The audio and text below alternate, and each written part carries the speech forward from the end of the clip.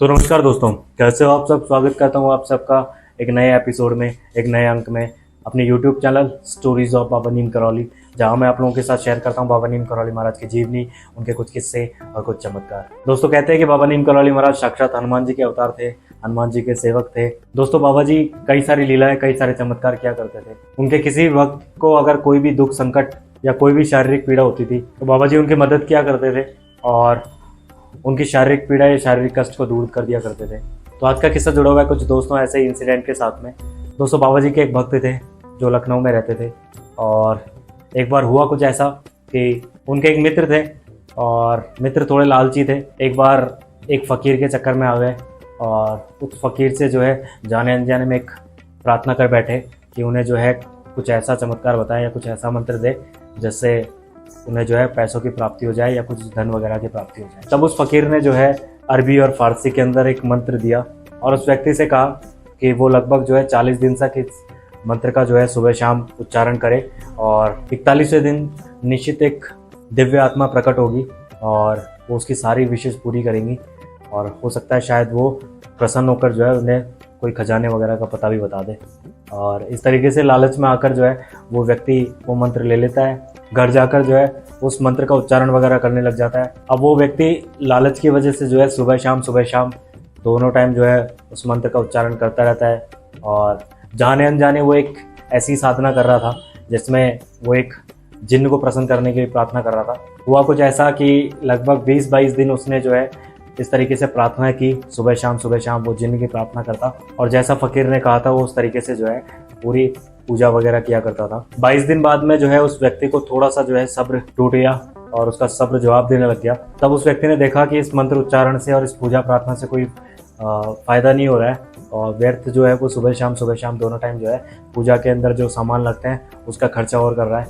और इसी तरीके से जो है उसका विश्वास जो था वो उस पूजा अर्चना से हटने लग जाता है। लेकिन दोस्तों कहते हैं कि सारी आत्माएं दिव्य आत्माएं नहीं होती, तो ऐसा ही कुछ हुआ उस व्यक्ति के साथ में। जैसे ही उसने जो है पूजा प्रार्थनाएं वगैरह बंद की और उस जिन्न को प्रसन्न करने वाली जो पद्धति उसने दी थी, जो मंत्र उसने दिया था फकीर ने, जैसे ही वो उसने बंद किया तो जिन्न जो था वो उस पर रुष्ट हो गया और उसके जीवन में जो है सारा सब कुछ इधर उधर कर दिया। वो व्यक्ति जो था बहुत ज़्यादा परेशान रहने लग गया, बहुत ज़्यादा बीमार रहने लग गया। परिवार में भी जो है क्लेश वगैरह और लड़ाई झगड़े वगैरह होने लग गए, धन की कमी रहने लग गई और आखिरकार कुछ ऐसा हुआ जिसकी शायद किसी ने कल्पना भी नहीं की थी। व्यक्ति जब भी रात में सोता था तो जिन्न गुस्से में आकर जो है उसकी पलंग को पलट दिया करता था और उसे जो है जगह जगह नुकसान पहुंचाने के लिए प्रयत्न किया करता था। कई बार जब वो व्यक्ति कार वगैरह चलाता रहता था तो अचानक उसे लगता था कि कोई उसे कंट्रोल कर रहा है और कई बार ऐसा एक्सीडेंट होते होते बचा, कई बार वो मरते मरते बचा और आखिरकार वो परेशान होकर जो है अपने मित्र के पास में आया। उसका जो मित्र था वो बाबा जी का बहुत बड़ा भक्त था और वो अपने मित्र को लेकर जो है कैची धाम गए। दोनों मित्र साथ में कैची धाम आए और उसने बाबा जी से प्रार्थनाएं की, बाबा जी से कहा, बाबा जी को बताया कि उसके जीवन में क्या चल रहा है, कैसे उसे जो है एक जिन्न ने बुरी तरीके से परेशान कर रखा है और लालच में आकर जो है उसने उस जिन्न को प्रसन्न करने के लिए जो पूजा अर्चनाएं की थी, जो प्रार्थनाएं कर रहा था, वो गलती से जो है उसको रुष्ट कर बैठा और उसकी वजह से जो जिन्न है वो उसे नुकसान पहुंचाना चाह रहा है, मारना चाह रहा है और उसके परिवार को भी जो है बार बार क्षति पहुंचाने की कोशिश करता रहता है। तो इस तरीके से उन्होंने बाबा जी से प्रार्थना की कि बाबा जी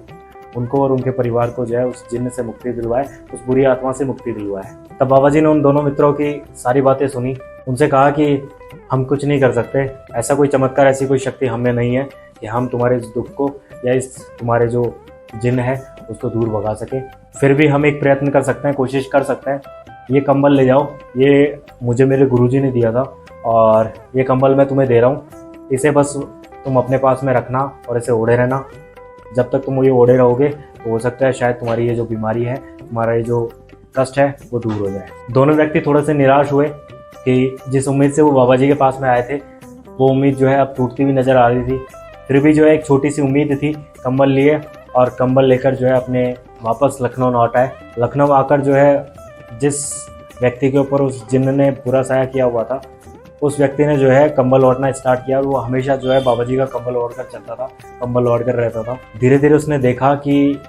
जब भी वो कंबल ओढ़ कर रहता था तो उस पर उस जिन्न का जो है कोई भी प्रभाव नहीं होता था और धीरे धीरे धीरे धीरे धीरे धीरे जो है परिवार में सब कुछ सुख शांति होने लग गई, सारा सब कुछ सही होने लग गया और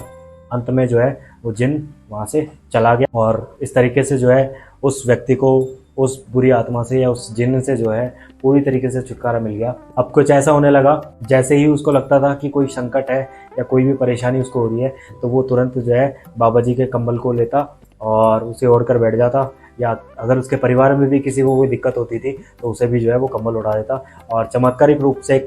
हमेशा जो है एक चमत्कार होता था, हमेशा बाबा जी की कृपा होती थी कि जो भी कष्ट, जो भी दुख, जो भी पीड़ा होती थी वो उस कंबल के ओढ़ते ही जो है तुरंत गायब हो जाती थी। और इसीलिए जो है हमेशा जब भी वो कैची धाम आने लगा तो कंबल को अपने साथ में लाता और उसे बाबा जी के चरणों में रख देता। चरणों में रखकर वो वापस जो है पुनः उस कंबल को ले लेता और अपने साथ लखनऊ चला जाता। जब बाकी भक्तों ने उससे पूछा कि वो ऐसा क्यों करता, उसने बताया कि ये कंबल जो है बाबा जी की दिव्य शक्तियों का एक प्रतीक है और मेरे सारे कष्ट जो है ये दूर करता है। जैसे ही मुझे लगता है कि इस कंबल का असर थोड़ा थोड़ा कम होने लगा है, मैं बाबा जी के पास में आता हूँ, बाबा जी के चरणों में रखता हूँ और इसकी जो एनर्जी है, इसका जो चमत्कारिक रूप है वो वापस इसमें आ जाता है। तो इस तरीके से दोस्तों बाबा जी नहीं, बाबा जी के कंबल के भी कई सारे चमत्कार हैं और बाबा जी हमेशा